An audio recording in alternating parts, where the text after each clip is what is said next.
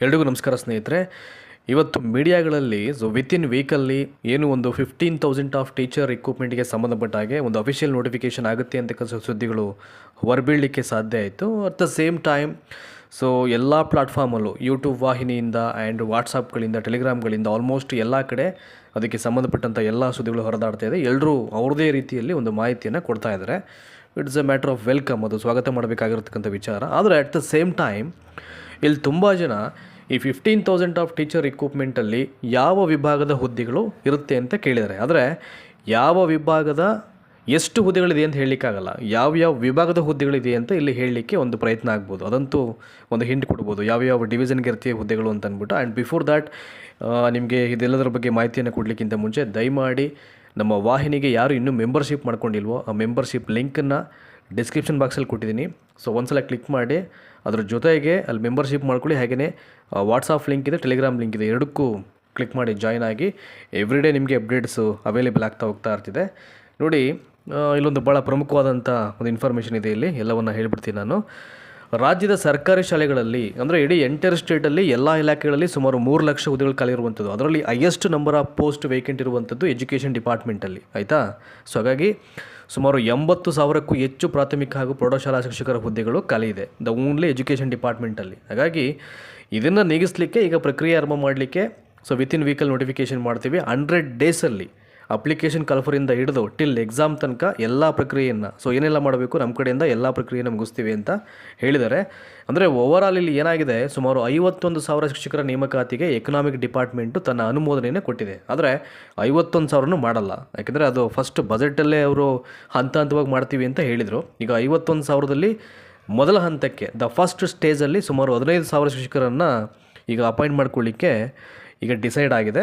ಅದಕ್ಕೆ ಸಂಬಂಧಪಟ್ಟಾಗಿ ಸುದ್ದಿಗಳು ಇವತ್ತು ಮಾಧ್ಯಮಗಳಲ್ಲಿ ಬಂದಿದ್ದು. ಅದರಲ್ಲಿ ಪ್ರಾಥಮಿಕ ಶಾಲಾ ಶಿಕ್ಷಕರು, ಪ್ರೌಢಶಾಲಾ ಶಿಕ್ಷಕರು, ದೈಹಿಕ ಶಿಕ್ಷಣ ಶಿಕ್ಷಕರು, ಮಾಹಿತಿ ತಂತ್ರಜ್ಞಾನ ಶಿಕ್ಷಕರು ಹುದ್ದೆಗಳು ಎಲ್ಲವೂ ಕೂಡ ಇನ್ಕ್ಲೂಡಿಂಗ್ ಆಗಿದೆ ಅಂತ ಒಂದು ಮಾಹಿತಿ ಬರ್ತಾ ಇದೆ ಇಲ್ಲಿ. ಅಂದರೆ ಒಂದು ಮೇಯ್ನ್ಲಿ PSTR ಅಂತೂ ಇದ್ದೇ ಇರ್ತಿದೆ, GPSTR ಹುದ್ದೆಗಳಂತೂ ಇದ್ದೇ ಇರ್ತಿದೆ, HSTR ಹುದ್ದೆಗಳು ಇರ್ತಿದೆ. HSTR ಹುದ್ದೆಗಳು ಯಾಕೆಂದರೆ ಈಗ ಇವೆಲ್ಲವನ್ನು ನೀವು ಅಫಿಷಿಯಲ್ ನೋಟಿಫಿಕೇಷನ್ ನೋಡಬೇಕು ಅಂತಂದರೆ ಏನಾಗಿದೆ, ಈಗ HSTRದು C&Rಲು ಅದಕ್ಕೆ ಪ್ರಿಪೇರ್ ಮಾಡಬೇಕು, ಅದಕ್ಕೆ ವೆಯ್ಟ್ ಮಾಡಬೇಕಾಗತ್ತೆ. ಇಟ್ ಟೇಕ್ಸ್ ಟೈಮ್, ಅದಕ್ಕೆ ಒಂದಷ್ಟು ದಿನ ಬೇಕಾಗುತ್ತೆ. ಅಟ್ ದ ಸೇಮ್ ಟೈಮ್ ಈಗ 8ನೇ ತಾರೀಕಲ್ಲಿ ಬಂದಿದ್ದಂಥ ಒಂದು 2,500 ಕಂಪ್ಯೂಟರ್ ಟೀಚರ್ಸ್ ಅಂತ ಏನಿದ್ದಾರೆ ಅದಕ್ಕೂ ಕೂಡ ಈ ಪ್ರಾಥಮಿಕ ಶಾಲಾ ಶಿಕ್ಷಕರ ವೃಂದದಿಂದನೇ ತೊಗೊಂಡಿರೋದು. ಅಷ್ಟು ಹುದ್ದೆಗಳನ್ನೆಲ್ಲ ತೊಗೊಂಡಿದ್ದಾರೆ. ಈಗ ಅದಕ್ಕೂ ತುಂಬ ನೀಡಿದೆ KP ಸ್ಕೂಲ್ಗೆ ಅಂತ ಅಂದ್ಬಿಟ್ಟಂದರೆ 1ನೇ ತರಗತಿಯಿಂದನೇ ಮಕ್ಕಳಿಗೆ ಕಂಪ್ಯೂಟರ್ ಅವೇರ್ನೆಸ್ ಬಗ್ಗೆ ಟೀಚ್ ಮಾಡಬೇಕು ಅನ್ನೋ ಉದ್ದೇಶ ಇಟ್ಕೊಂಡೇ ಈಗ ಅದನ್ನು ಆರಂಭ ಮಾಡಿದ್ದಾರೆ. ಅದಕ್ಕೂ ಪ್ರತ್ಯೇಕವಾಗಿ C&R ಆಗಬೇಕು. ಇವೆಲ್ಲ ಆದಮೇಲೆ ನಿಮಗೆ ಅಫಿಷಿಯಲ್ ನೋಟಿಫಿಕೇಷನ್ ಬರೋದು. C&R ರೂಲ್ ಪ್ರಿಪೇರ್ ಮಾಡ್ದೇ ಅದು ಅಫಿಷಿಯಲ್ ನೋಟಿಫಿಕೇಷನ್ ಬಿಡ್ಲಿಕ್ಕೆ ಸಾಧ್ಯ ಇಲ್ಲ, ಅದು ಹಾಗೆಲ್ಲ ಕೊಡಲಿಕ್ಕೂ ಆಗಲ್ಲ. ಹಾಗಾಗಿ ಮೇಯ್ನು ಯಾವ್ಯಾವ ವಿಭಾಗ ಅಂತಂದರೆ 15,000ಅಲ್ಲಿ ಒಂದು PSTR ಹುದ್ದೆಗಳಂತೂ ಇದ್ದೇ ಇರ್ತಿದೆ, ಇನ್ನು GPT ಹುದ್ದೆಗಳಿರ್ತಿದೆ, HSTR ಹುದ್ದೆಗಳು ಖಂಡಿತವಾಗ್ಲೂ ಇದ್ದೇ ಇರ್ತಿದೆ, ದೈಹಿಕ ಶಿಕ್ಷಣ ಶಿಕ್ಷಕರ ಹುದ್ದೆಗಳಿದೆ, ಆ್ಯಂಡ್ ಈವನ್ ಒಂದು ಕಂಪ್ಯೂಟರ್ ಸೈನ್ಸ್ ಟೀಚರ್ಸ್ ಅಂತ ಏನು ಹೇಳಿದೆ ಅದಕ್ಕೆ ಸಂಬಂಧಪಟ್ಟಂಥ ಹುದ್ದೆಗಳಂತೂ ಅಲ್ಲಿ ಇದ್ದಿರುತ್ತೆ. ಆದರೆ ಇದರಲ್ಲಿ GPT ನಂಬರ್ ಆಫ್ ಪೋಸ್ಟ್ ಎಷ್ಟು, HSTR ನಂಬರ್ ಆಫ್ ಪೋಸ್ಟ್ ಎಷ್ಟು, at the same time PSTR post number of post ಎಷ್ಟು ಅಂತ ಹೇಳಲಿಕ್ಕೆ ಬರಲ್ಲ.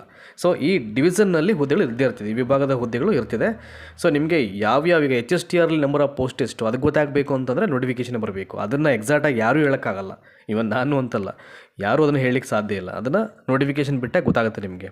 ಹಾಗೆ ನೋಡಿ, ಇಲ್ಲಿ ಹೇಳ್ತಾರೆ, ಈಗ ವಿಶೇಷವಾಗಿ ಸರ್ಕಾರಿ ಶಾಲೆಗಳಲ್ಲಿ 1ನೇ ತರಗತಿಯಿಂದಲೇ ಕಂಪ್ಯೂಟರ್ ಶಿಕ್ಷಣವನ್ನು ಪರಿಣಾಮಕಾರಿಯಾಗಿ ನಾವು ಅದನ್ನು ಜಾರಿಗೊಳಿಸ್ತಕ್ಕಂಥ ಉದ್ದೇಶವನ್ನು ಇಟ್ಕೊಂಡು 2,500 ಈಗ ಕಂಪ್ಯೂಟರ್ ಟೀಚರ್ಸನ್ನು ಮಾಡಲಿಕ್ಕೆ ನಾವು ಪ್ರಕ್ರಿಯೆ ಆರಂಭ ಮಾಡ್ತಾ ಇದ್ದೀವಿ ಅಂತ ಹೇಳಿದ್ದಾರೆ. ಈಗ ಆಲ್ರೆಡಿ ಅದನ್ನು ಹೇಳಿದ್ದೀನಿ, ಪದೇ ಹೇಳಲಿಕ್ಕೆ ಹೋಗಲ್ಲ.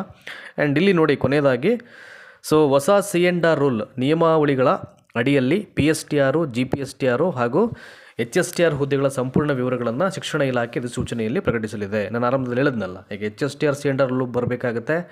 ಇನ್ನು 2,500 ಅಂತಂದರೆ ಅದಕ್ಕೆ ಪ್ರತ್ಯೇಕವಾಗಿ C&R ರೂಲ್ ಬರಬೇಕಾಗತ್ತೆ. ಅದಾದ ನಂತರದಲ್ಲಿ ಇವೆಲ್ಲವನ್ನು ಕ್ಲಬ್ ಮಾಡಿ ಅಫಿಷಿಯಲ್ ನೋಟಿಫಿಕೇಷನ್ ಮಾಡ್ತಾರೆ ಅಲ್ವಾ. ಯಾಕೆಂದರೆ ಈಗ ಯಾವ ಮಾನದಂಡವನ್ನು ಇಟ್ಕೊಂಡು ಪ್ರಕ್ರಿಯೆ ಸ್ಟಾರ್ಟ್ ಮಾಡಬೇಕಂತ ಗೊತ್ತಾಗಬೇಕಲ್ಲ, ಅದಕ್ಕೇ ಫಸ್ಟು C&R ರೂಲ್ ಆಗಬೇಕು, ಅದಾದಮೇಲೆ ಅಫಿಷಿಯಲ್ ನೋಟಿಫಿಕೇಷನ್ನು.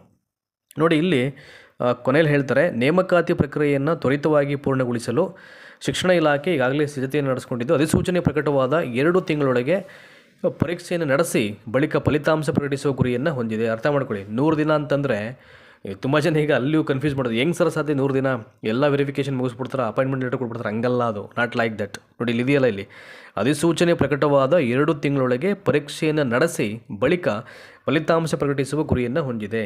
ಇದಕ್ಕೆ ಹೇಳಿದವರು ಈ ಪ್ರಕ್ರಿಯೆಗೆ, ಈ ಪ್ರೊಸೀಜರ್ಗೆ ಅಥವಾ ಈ ಪ್ರಾಸೆಸ್ಗೆ 100 ಡೇಸಲ್ಲಿ ಎಲ್ಲವನ್ನು ಮುಗಿಸ್ತೀವಿ. ಇದಾದ ನಂತರದಲ್ಲಿ ನಿಮಗೆ ಸೆಲೆಕ್ಷನ್ ಲಿಸ್ಟ್ ಅನೌನ್ಸ್ ಆಗುತ್ತೆ, ಇಂಡಿವಿಜುವಲ್ ಮಾರ್ಕ್ಸ್ ಲಿಸ್ಟ್ ಬರುತ್ತೆ, ಅದಾದಮೇಲೆ 1:2 ಬರುತ್ತೆ, ಅದಾದಮೇಲೆ ಅಬ್ಜೆಕ್ಷನ್ ಫೈಲ್ಗೆ ಕಾಲ್ಫರ್ ಮಾಡಬೇಕಾಗುತ್ತೆ ಇವರು ಎಷ್ಟು ದಿನ ಅಂತ ಅಂದ್ಬಿಟ್ಟು, ಅದಾದಮೇಲೆ ಫೈನಲ್ ಲಿಸ್ಟ್ ಬರುತ್ತೆ, ಅದಾದಮೇಲೆ ವೆರಿಫಿಕೇಷನ್ನು ಅವೆಲ್ಲ ಇರುತ್ತೆ.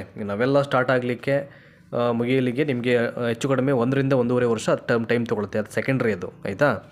ಸೊ ಈ ಮೂಲಕ ಇಡೀ ನೇಮಕಾತಿ ಪ್ರಕ್ರಿಯೆಯನ್ನು ಶೀಘ್ರವಾಗಿ ಮುಗಿಸಲಿಕ್ಕೆ ನಾವು ಕೈಗೊಳ್ತಾ ಇದ್ದೀವಿ ಅಂತ ಹೇಳ್ತಾ ಇದ್ದಾರೆ. ಹಾಗಾಗಿ ಹಲವಾರು ವರ್ಷಗಳಿಂದ ಶಿಕ್ಷಕರ ಹುದ್ದೆಗಾಗಿ ಕಾಯ್ತಾ ಇರತಕ್ಕಂಥ ಅಭ್ಯರ್ಥಿಗಳಿಗೆ ಇದು ಮಹತ್ವದ ಅವಕಾಶ. ಇದೆಲ್ಲ ನಾನು ಓದಿ ಹೇಳಿ ಸಾಕಾಗ್ಬಿಟ್ಟಿದೆ. ಮಹತ್ವದ ಅವಕಾಶ, ಖಂಡಿತವಾಗ್ಲೂ ಮಹತ್ವದ ಅವಕಾಶವೇ ಅದು. ಬಟ್ ಆದರೆ ಈಗೇನು ಹೇಳಿದರೆ ಅದನ್ನು ಇಮ್ಮಿಡಿಯೇಟು ವಿತಿನ್ ವೀಕಲ್ಲಿ ಕನ್ಫರ್ಮ್ ಮಾಡಬೇಕು.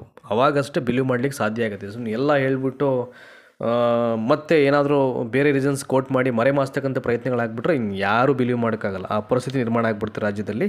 ಹಾಗಾಗಿ ಯಾರು ಕೇಳಿದರು ವಿಭಾಗದ ಹುದ್ದೆಗಳು ಅಂತ ಅಂದ್ಬಿಟ್ಟು ವಿಭಾಗವಾರು ಸೊ ಯಾವ ಇರ್ಬೋದು ಅಂತ ಅವ್ರಿಗೆ ಕೇಳೋದಕ್ಕೆ ನಾನು ಆಲ್ಮೋಸ್ಟು ಒಂದಷ್ಟು ಹೇಳಿದ್ದೀನಿ. ಈಗ ನಿಮಗೆಲ್ಲ ಒಂಚೂರು ಈಗ ಹಿಂಟ್ಸಲ್ಲೇ ಗೊತ್ತಾಗಿದೆ ಅಂತ ಭಾವಿಸ್ತಾ ಈ ವಿಡಿಯೋ ಮುಗಿಸ್ತಾ ಇದ್ದೀನಿ. Thank you so much.